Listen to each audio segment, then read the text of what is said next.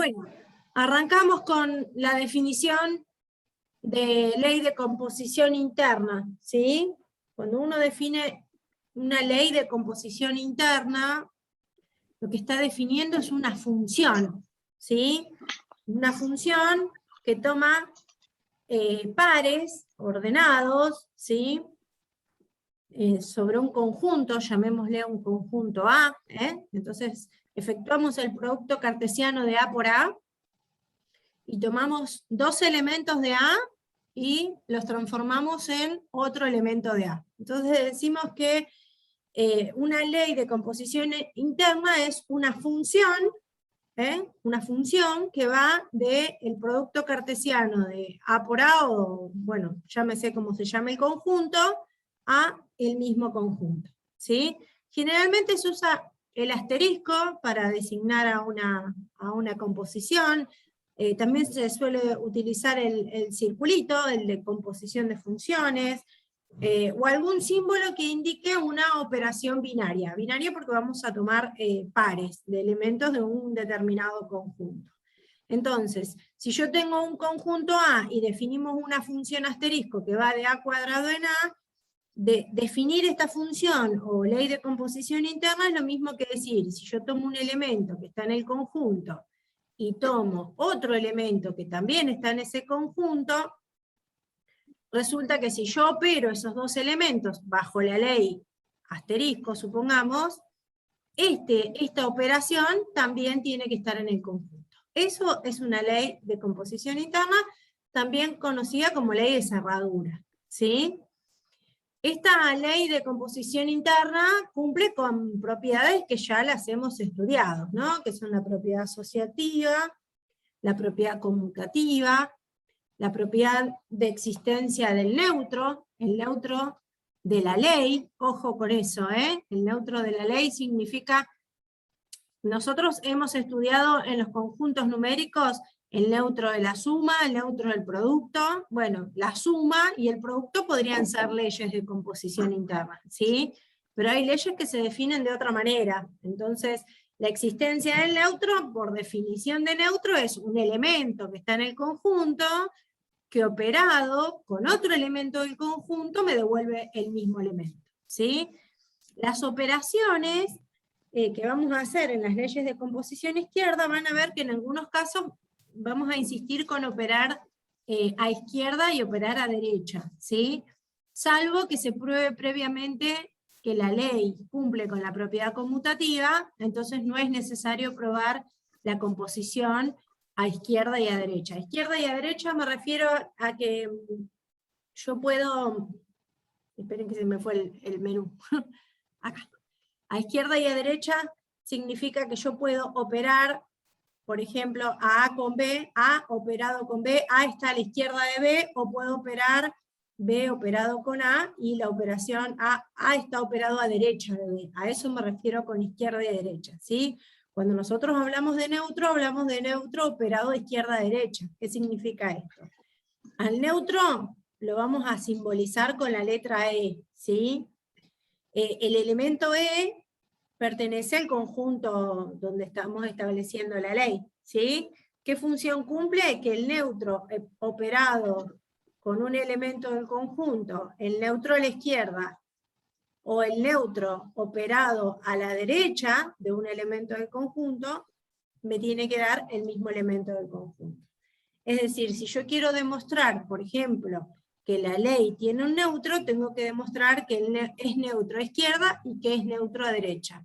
Salvo que previamente haya demostrado que la ley cumple con la propiedad conmutativa. Si cumple con la propiedad conmutativa no es necesario mostrar que vale lo mismo, ¿sí? Vamos a ver algunos casos que operar a derecha y operar a izquierda no da lo mismo, según la ley. Entonces en esos casos la ley no es conmutativa, y cuando la ley no sea conmutativa vamos a necesitar probar a izquierda y a derecha, por ejemplo, la existencia del neutro o la existencia de inversos, ¿sí?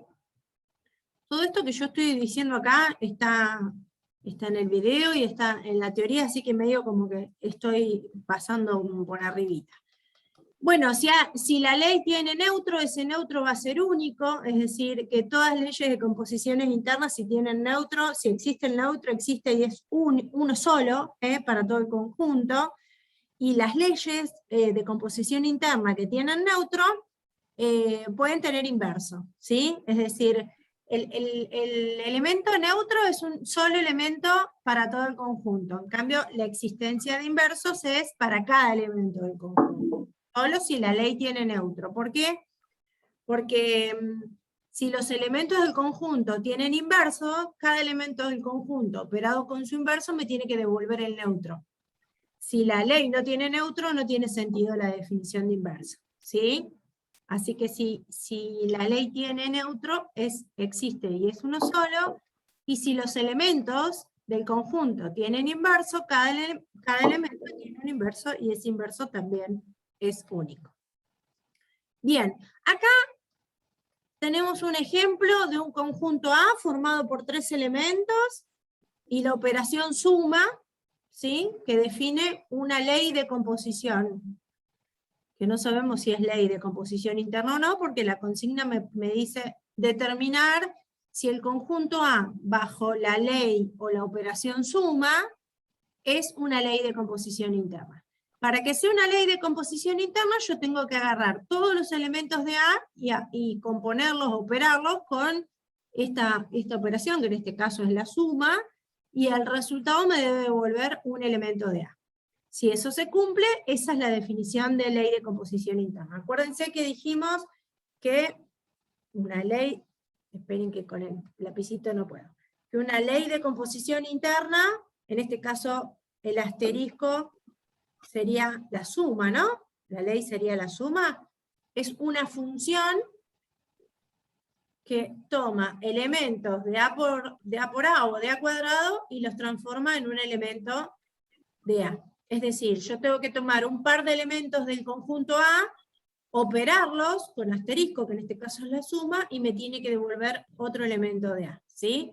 Como el conjunto A tiene 3 elementos, yo podría agarrar el par menos 1, 0, 0, 1, 1, menos 1, 0, menos 1, 1, 0, 1, ¿sí?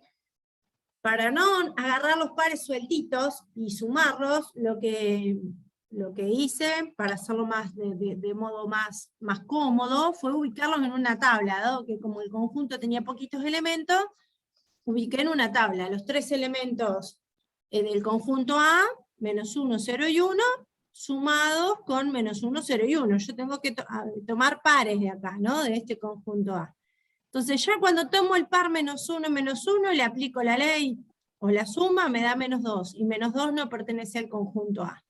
Por lo tanto, este conjunto A, formado por estos 3 elementos, con esta operación binaria, con esta ley, que es la suma que conocemos todos, no resulta ser una ley de composición interna. ¿Por qué? Porque, por ejemplo, si yo tomo el elemento menos 1 y el elemento menos 1 del conjunto A, y los opero, el resultado no me devuelve un elemento del conjunto A. ¿Sí?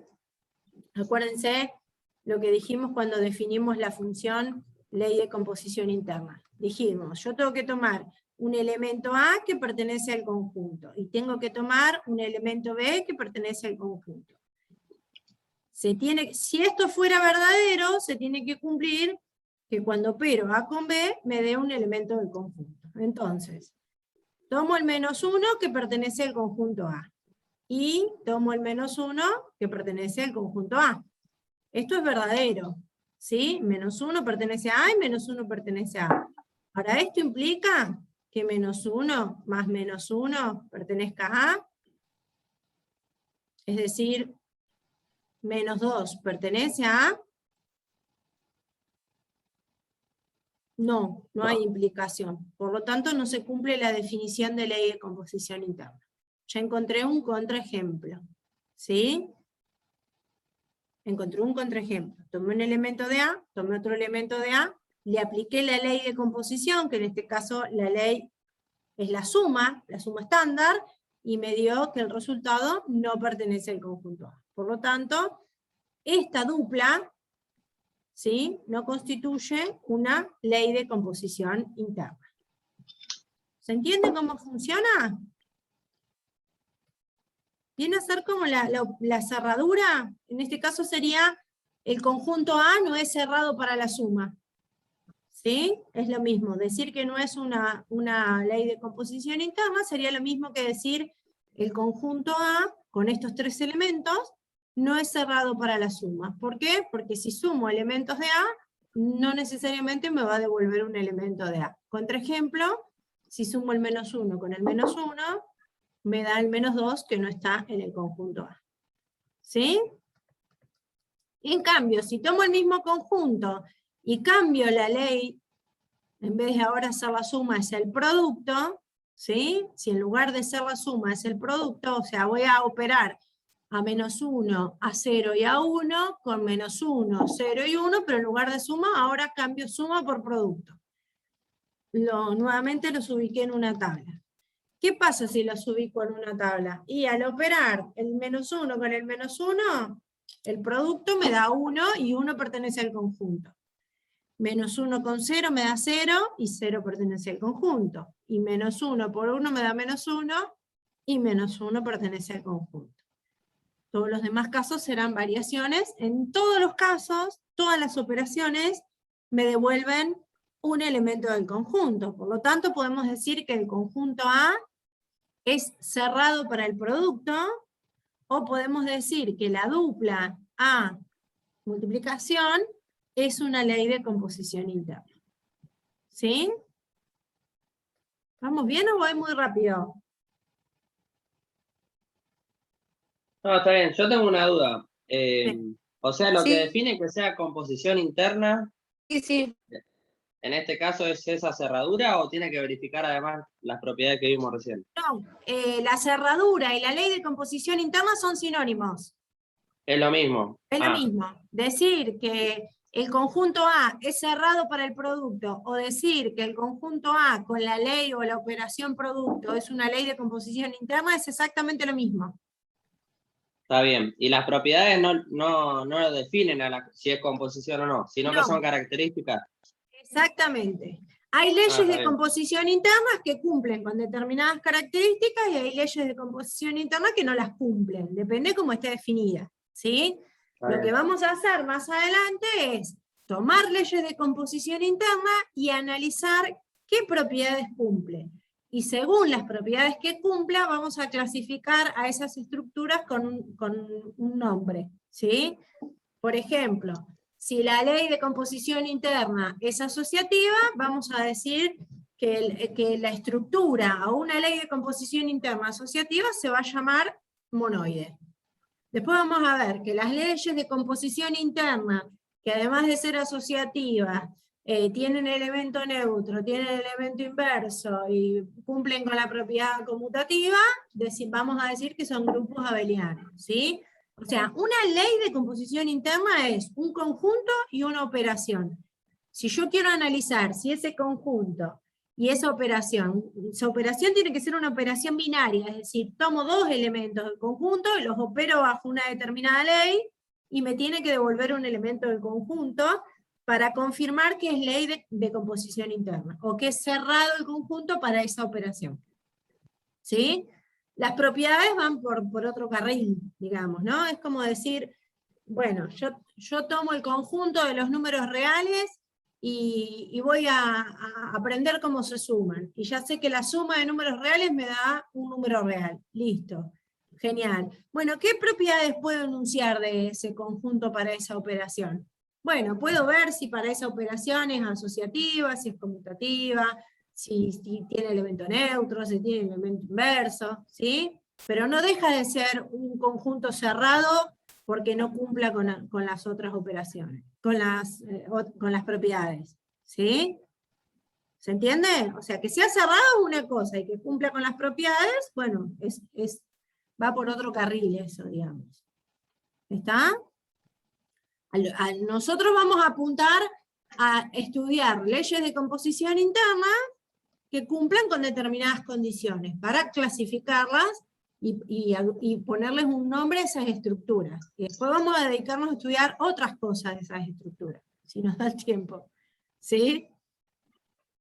¿Se entiende, Nacho? Sí, perfecto. Bien, ¿alguien había dicho algo? Perdón, que no los veo, cuando comparto pantalla dejo de verlos. No, bueno, cualquier cosa me frenan si voy muy rápido, ¿eh? Entonces, vamos a decir nuevamente, el conjunto A, formado por estos tres elementos, es cerrado para el producto estándar, el producto que conocemos todos, porque después vamos a definir otras cosas raras, ¿sí? Vamos a definir otras sumas, vamos a definir otros productos que no van a ser los productos y las sumas estándar, ¿no? Las que conocemos todos. Entonces, el conjunto A es cerrado para la operación producto o producto estándar. O, lo que es lo mismo, o equivalente a decir, que el conjunto A y la operación binaria producto resultan ser una ley de composición interna. El par A producto para este conjunto A resulta ser una ley de composición interna. ¿Sí? Bien. Las propiedades que cumplen o no algunas leyes de composición interna son la asociativa, la conmutativa, la existencia de neutro, la existencia de inverso. Habrá leyes de composición interna que no tengan neutro. Si no tienen neutro no tendrán inverso. Habrá leyes de composición interna que no serán asociativas. Habrán leyes de composición interna que no serán conmutativas, pero no por eso dejan de ser leyes de composición interna. ¿Sí? Las propiedades son conocidas por todos, por ahí las que resultan nuevas van a ser las del neutro y la del inverso, depende de la operación que estemos trabajando. Ya sabemos que sea cual sea el conjunto, el neutro de la suma es el 0, y sea cual sea el conjunto, el neutro del producto es el 1, digamos, ¿no? Eso ya lo sabemos de los axiomas algebraicos de los conjuntos numéricos, ¿sí? Pero bueno, dependemos acá del conjunto y de la operación como está definida. Para este ejemplo 2, que es el conjunto A con la operación producto, que resulta ser una ley de composición interna, se cumple que es asociativa, se cumple que es conmutativa, tiene elemento neutro, obviamente el elemento neutro es el 1, si a todos los elementos del conjunto los multiplico por 1, me devuelve el mismo elemento del conjunto, ¿sí?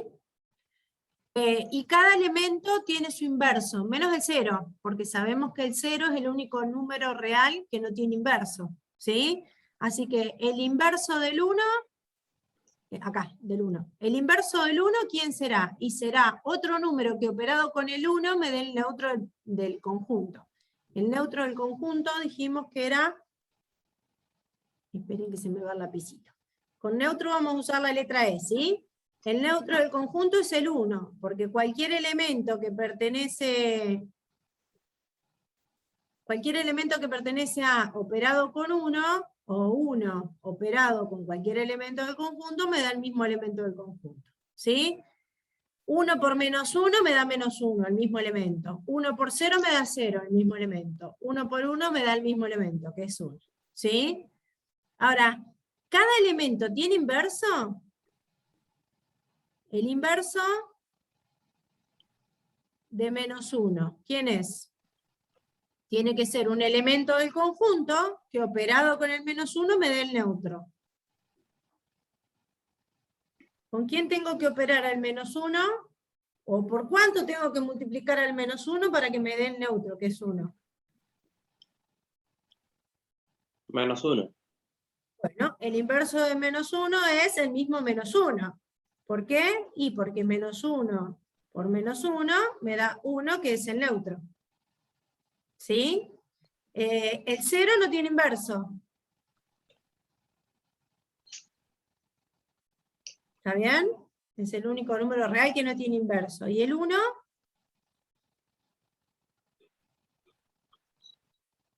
¿Quién es el inverso de 1? 1 operado con quién me devuelve el 1. Con 1. 1. Con 1. El inverso de 1, bueno, en el paréntesis viene medio cuete acá, ¿no?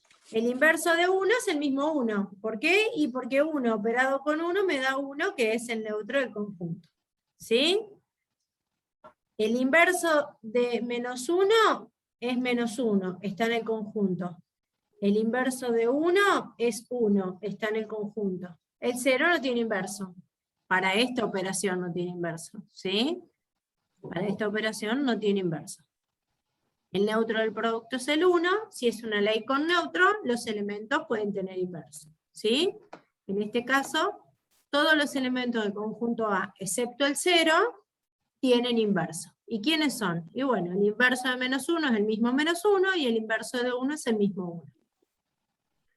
Este es un caso muy especial porque es un conjunto chiquito, y bueno, pareciera como que es un caso muy, muy, muy particular. Después vamos a ver leyes un poquito más copadas, ¿sí?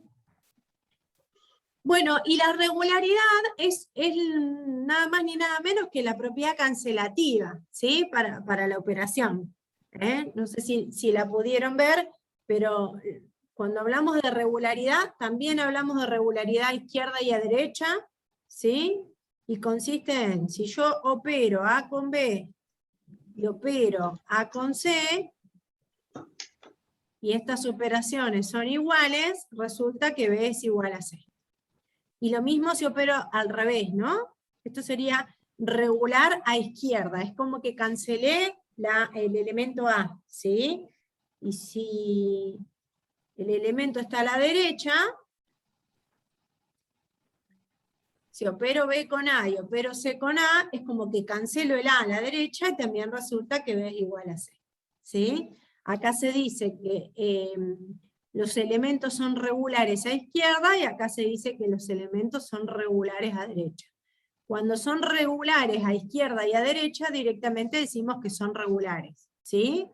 Habrá elementos que son regulares y habrá elementos que no. Si todos los elementos del conjunto son regulares, se dice que la ley es cancelativa, ¿sí? Y hablamos de regularidad secas, no hablamos de regularidad a izquierda y a derecha, ¿sí?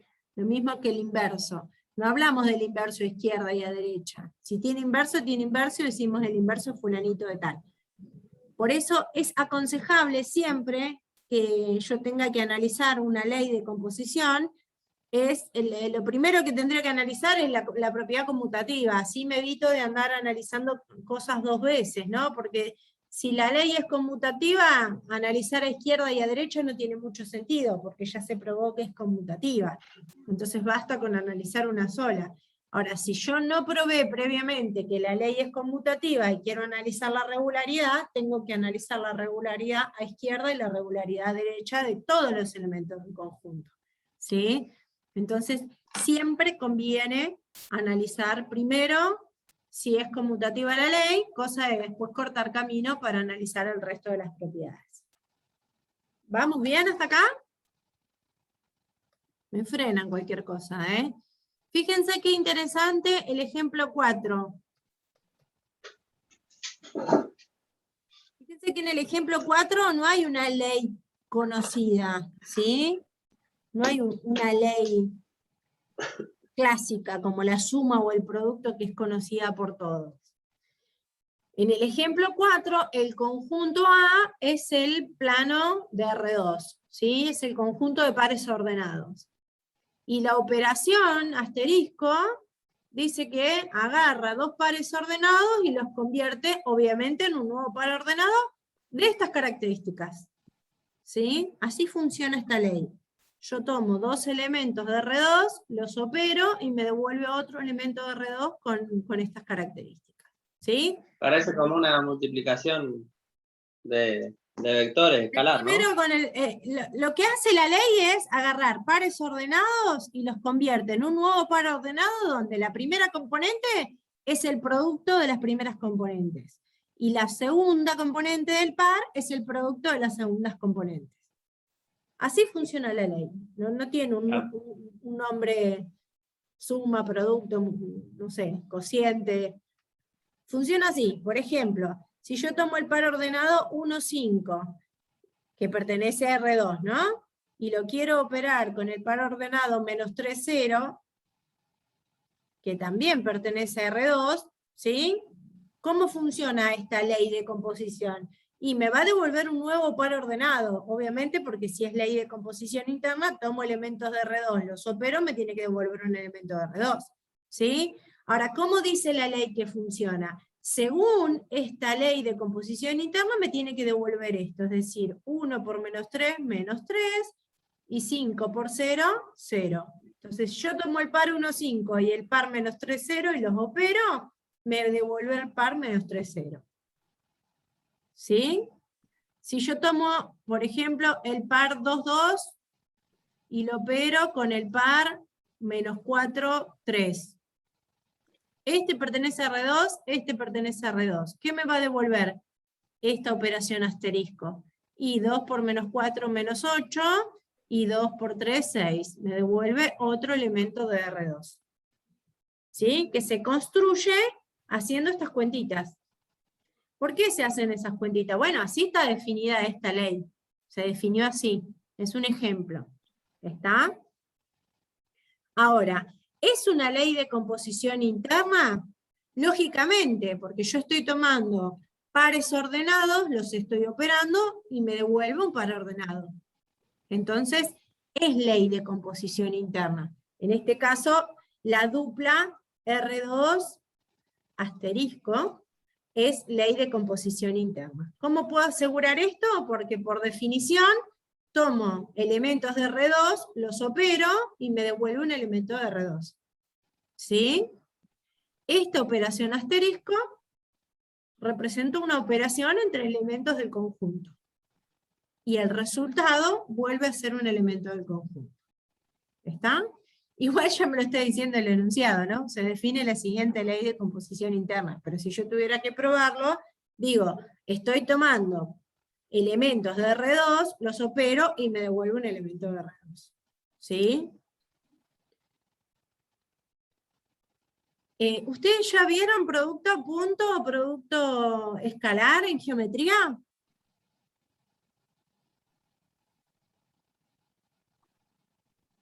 Sí. Sí. Si yo estuviera en R2 y quiero hacer el producto escalar, si asterisco fuera el producto escalar, vamos a borrar. Si asterisco fuera el producto escalar o el producto punto de geometría, ¿cómo se resuelve esta operación? Se multiplica la primera componente con la primera y se suma la multiplicación de las segundas. Bien, o sea que esto me da 4. Y un real en vez de un... ¿El producto escalar en R2 es una ley de composición interna? Y no. No. El producto escalar en R2, en R3, en R5, en R80, no es una ley de composición interna porque toma elementos de R2 y los convierte en un elemento de R. No es ley de composición interna. Por ejemplo, el producto escalar en R2. ¿Sí? El producto tradicional, estándar, en algún conjunto numérico cualquiera, sí es ley de composición interna. ¿Está? Bueno, en este ejemplo se analiza la propiedad asociativa, la propiedad conmutativa. No sé si lo pudieron ver, si tienen alguna duda, si quieren que nos detengamos en alguna parte. Si analizamos detalladamente alguna de las propiedades o seguimos avanzando y vamos a los ejercicios. Díganme ustedes. Para la propiedad asociativa tengo que tomar 3 pares ordenados de R2, ¿no? 3 pares cualesquiera, A, B, C, D, E, F, por ejemplo. ¿Sí? Y tengo que asociar, no sé, primero opero los 2 primeros, veo el resultado que me da, y el resultado, que va a ser un par ordenado, lo opero con el tercero, por un lado. Y por otro lado, opero el segundo con el tercero, y el resultado que me da, que va a ser un par ordenado, lo opero con el primero. Y veo si me da lo mismo. Se puede mostrar por separado. No siempre, ¿se acuerdan que nosotros cuando vimos demostraciones dijimos que en una igualdad se parte de un miembro, usamos las hipótesis tácitas y tratamos de llegar al otro? Bueno, a veces resulta sencillo pasar de una igualdad a otra, salir de un miembro de la igualdad y llegar a otro. Otras veces se nos puede complicar un poco en el camino, porque no no sé, llegaste a un punto que no sé cómo avanzar. Entonces, cuando eso sucede, se suele partir la igualdad en dos. Es decir, se toma un miembro de la igualdad, se lo desarrolla hasta que no puedo hacer ninguna cuenta más. Y por otro lado, se toma el segundo miembro de la igualdad y se lo desarrolla hasta que llegó a la misma expresión que llegué en el primer miembro. Si logré llegar a la misma expresión en ambos miembros, es porque eran iguales. Entonces se puede demostrar en dos partes, ¿sí? Nosotros en este caso, no voy a escribir arriba del PDF porque anda mal el lapicito. En este caso podemos decir, bueno, primero voy a demostrar lo que está en rojo. Voy a hacer todas las cuentas que están en rojo. Y llegué, no sé, terminé de hacer las cuentas en rojo y llegué hasta acá, supónganse. ¿Sí? Llegué hasta acá. Llegué hasta acá y no sé más qué hacer. Listo. Bueno, ahora agarro el segundo miembro de la igualdad, lo que está en verde. Hago todas las cuentas de lo que está en verde. ¿Sí? Hago todas las cuentas de lo que está en verde. Y llego a lo mismo. Perfecto. Entonces digo, bueno, como 1 es igual a 2, se cumple la propiedad asociativa. ¿Sí? Esa es otra manera de demostrar las igualdades, que nosotros cuando vimos demostraciones no lo vimos porque pensamos en la hipótesis tácita, ¿no? Dijimos, partimos de un miembro, usamos todas las hipótesis que son las propiedades que conocemos verdaderas y llegamos al segundo miembro. Bueno, a veces no es tan simple partir del primero y llegar al segundo, partir del segundo y llegar al primero. Entonces, cuando eso nos pasa, que no sabemos cómo salir de uno y llegar al otro, podemos dividir la demostración en dos partes. ¿Sí? Tomamos un miembro de la igualdad, lo trabajamos, tomamos el segundo miembro de la igualdad, y lo trabajamos hasta llegar a lo mismo. Si logramos llegar a lo mismo, demostramos que la igualdad se cumple. ¿Sí? Esa es otra estrategia que vamos a utilizar para demostrar igualdades. ¿Hace falta que nos detengamos a analizar todas las propiedades de este ejemplo o salimos, volvemos a entrar y vamos directamente a los ejercicios? Hacemos alguno de los ejercicios, porque nos quedan 2 minutitos. ¿O hubo algo de acá que les llamó la atención y quieren que nos detengamos? Ahí, en ese tipo de demostración, igual una vez que la tenés, porque como que en los dos caminos llegás hasta la mitad, ¿no? Podés armar una entera después, ¿no? Porque como llegué por un lado hasta la mitad y por el otro hasta la mitad, puedo Exactamente, volver lo que para pasa atrás. es que hay veces que cuando uno llega a la mitad, no sabe cómo desarmar esa mitad para llegar al otro. Claro. Entonces, dejarlo por separado no estaría mal, pero sí conectar diciendo que es lo mismo. Sí, tal cual. Es eso, cuando uno hace una demostración de corrido, llega, o sea, opera, llega a una expresión y esa expresión la vuelve como a desarmar hasta llegar a la otra, digamos. No sé si desarmar sería la palabra. Aplica otro tipo de propiedades para tratar de llegar a la otra expresión, ¿sí? A veces sale inmediatamente, parto un miembro, llego al otro, casi sin escala. Otras veces, sobre todo las leyes que vienen definidas medio de manera estrambótica, en esos casos por ahí se me puede llegar a complicar partir de un miembro y llegar al otro, entonces es lícito tomar los dos miembros, trabajarlos por separados y mostrar que se llega a una misma expresión. Sí, es lícito, se puede hacer. Y después si querés conectar y unir todo, no hay ningún problema. ¿Sí? Es como que vos lees uno lo lees de arriba para abajo y el otro lo lees de abajo para arriba y ahí te quedó todo el desarrollo, digamos, claro, todo el renglón. Creo que a eso apuntaba tu pregunta. Sí. Bien. Nos queda menos de un minuto. Salimos, volvemos a entrar y arrancamos con los ejercicios, ¿les parece? Así queda el video bien armadito. Arrancamos ya con el ejercicio 5. ¿Sí? No sé si pudieron hacer los ejercicios, si no los vamos haciendo entre todos. Bueno, salimos y volvemos a entrar, porque de todos modos se nos va a cortar.